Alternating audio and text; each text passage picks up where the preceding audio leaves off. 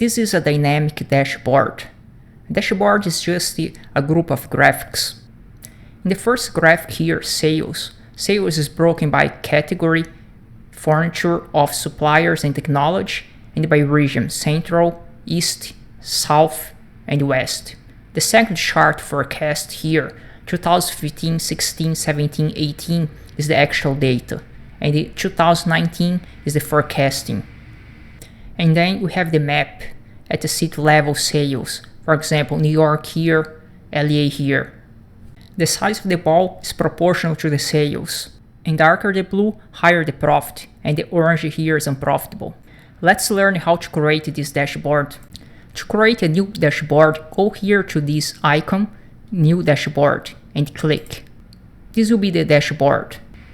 Let's choose here the size automatic, because it's easier to organize the graphics. Let's drag the graphic sales here, and the forecast here, and the map here. And now let's decrease the space here.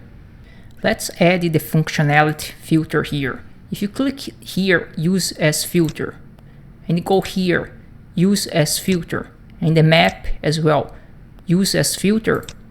If I click here, furniture, the forecast graphic is updated with only the data of furniture. It's the same for the map only the data for furniture.